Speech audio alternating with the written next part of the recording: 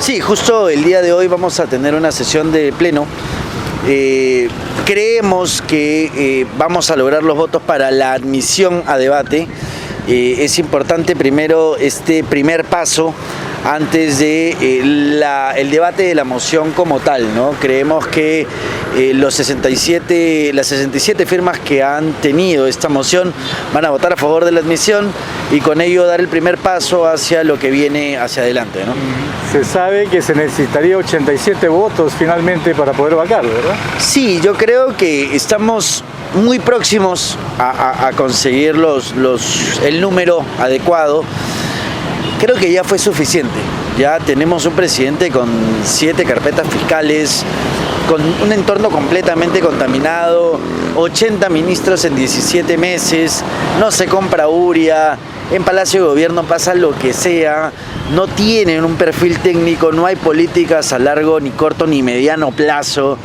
La ejecución presupuestal es una lágrima en este gobierno, pese a ello todavía seguimos fuerte como economía, pero no vamos a seguir así si es que lamentablemente tenemos a Pedro Castillo como presidente de la República. Los 20 votos que faltarían, ¿considera usted que entre las bancadas que todavía no se han sumado a esta tercera moción lo haga? Hay muchas personas, muchos congresistas que han manifestado su adherencia. No van a firmar la moción porque tal vez ya no es necesario más firmas y eso hay que dejarlo claro. Sin embargo, van a votar a favor de la vacancia. Con eso estamos hablando de que tenemos aproximadamente 84 votos. Yo estoy convencido de que vamos a poder llegar a los votos necesarios para lograr finalmente lo que todos queremos. Creo que la gran mayoría de peruanos y el sentir de la gran mayoría de peruanos que es que Pedro Castillo ya dé un paso al costado y ya con todo lo que sabemos, y no solamente por la ineficiencia, sino por los evidentes actos de corrupción, creo que ya es momento de poder vacarlo finalmente. ¿Qué lo va a diferenciar de las dos mociones de vacancia anteriores? Que esta moción ha sido más coordinada, ha tenido un proceso de evaluación, como lo ha comentado mi amigo el congresista Málaga. Él ha sometido esta votación finalmente al escrutinio público, han podido todos tener acceso a esta información. Creo que eso es importante, pero sobre todo las coordinaciones y los nuevos lamentables descubrimientos que se han tenido a lo largo de estos últimos meses, desde la segunda moción de vacancia, en la que se ha encontrado ya prófugos de la justicia como ministros que no aparecen, personal de la DINI, pues, que ha sido ya capturado, o sea, una serie de cosas que creo que ayudan a que podamos lograr lo que la oposición y también los partidarios del gobierno querían, pruebas.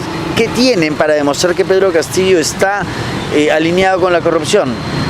Digamos, ya no podemos seguir tapando el sol con un dedo. El presidente Castillo está rodeado de personas de corrupción y debería ser investigado fuera del ámbito del Palacio de Gobierno. De ser admitido a debate esta tercera moción, ¿cuándo se estaría discutiéndolo en el Pleno? Se plantea que inicialmente sea el día 12, lunes 12.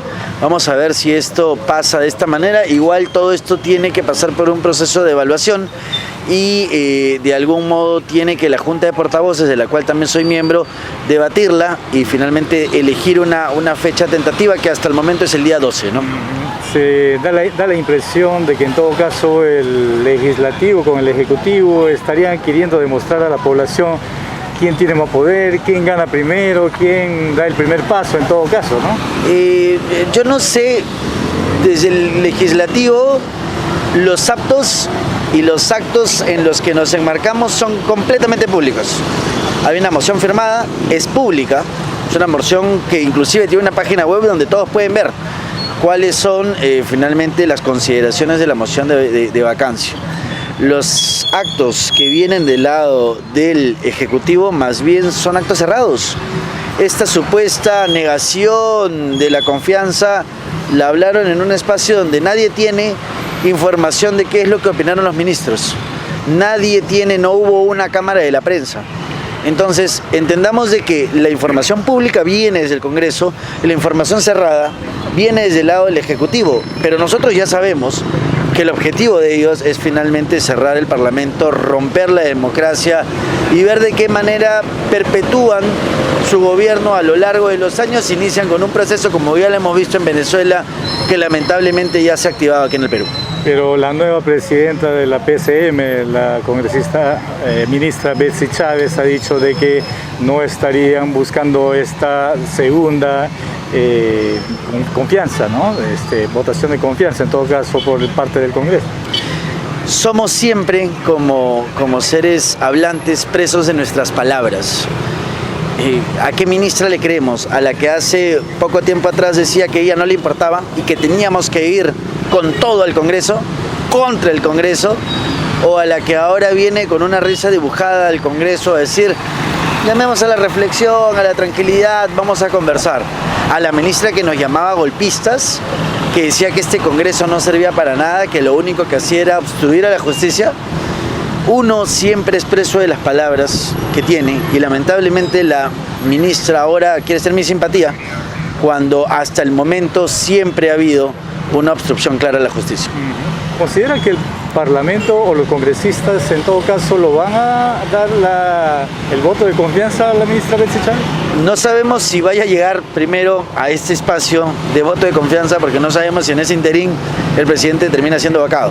Entonces, paso a paso, lo que debemos de saber inicialmente es que nosotros desde Fuerza Popular estamos claros en que tenemos que defender la democracia. Y en segundo lugar, a pesar de lo que digan, nosotros apoyaremos el adelanto de elecciones a través del proyecto de ley.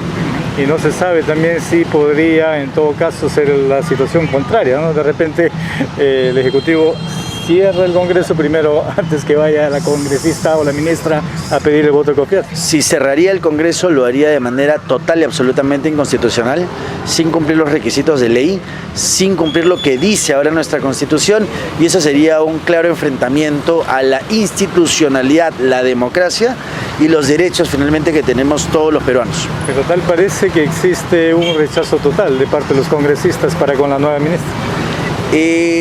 Mira, lamentablemente esta crispación ha venido dándose a través de lamentablemente lo que sucede en el Ejecutivo. Creemos finalmente que hay que poner paños fríos, estrategia y poner los intereses del Perú por delante. Si las cosas se encaminan de una forma de que en algún momento o dentro de poco el Ejecutivo use la segunda bala de plata, ¿cuál sería su actitud suya? Mira, esperemos no llegar a ese conflicto, ya, porque eso sería lamentablemente un conflicto ya abiertamente rompiendo lo que significa la democracia en el país.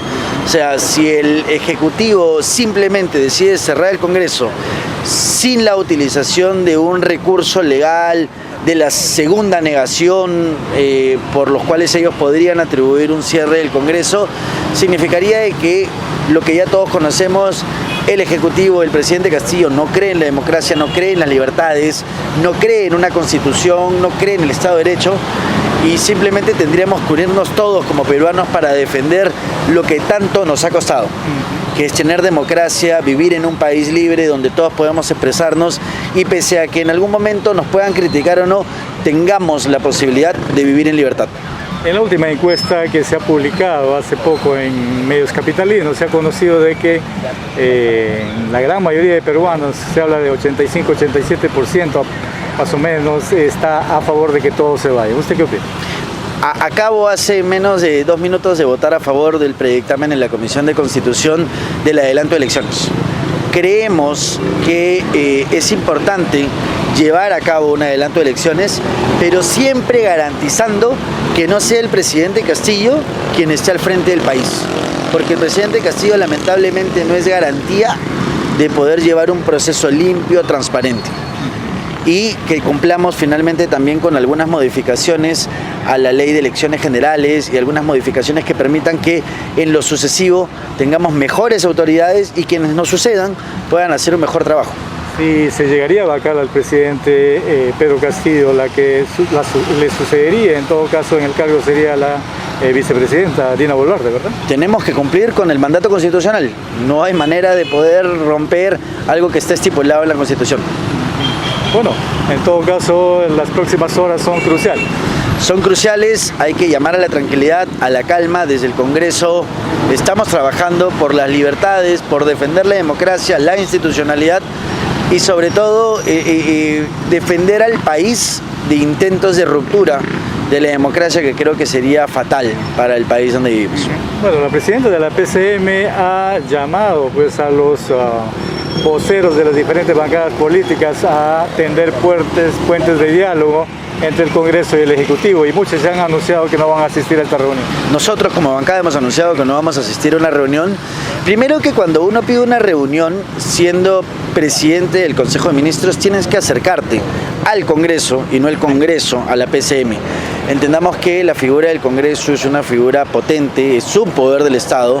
En segundo lugar, conversar con alguien que de plano te ha mellado, te ha insultado, te ha de algún modo dicho que no creen finalmente en ningún tipo de diálogo, porque ellos tienen claro que nosotros somos unos vacadores, creemos en que Pedro Castillo no debería estar ahí, no por lo que nosotros creemos que es un presidente corrupto, incapaz, sino porque ellos dicen que como es un campesino, un dirigente social, un profesor rural, pues nos oponemos a ello. Entonces, generar un diálogo sin al menos pedir un mea culpa, una disculpa al Congreso por todas las expresiones de la Premier, creo que cae en saco roto una conversación que no tendría ningún efecto. Se habría o se ha escuchado algunas versiones de que habría pues cierto tipo de negociación en estos últimos días respecto a este tema de este pedido de la tercera moción de vacancia, ¿no? Como para que no se concrete de parte del Ejecutivo. ¿Qué información o qué piensa usted al respecto? Lamentamos mucho que se puedan dar tal vez estas conversaciones. Creo que ha sido tal vez un error de parte del bloque haber presentado una moción en el proceso del debate de la ley de presupuesto.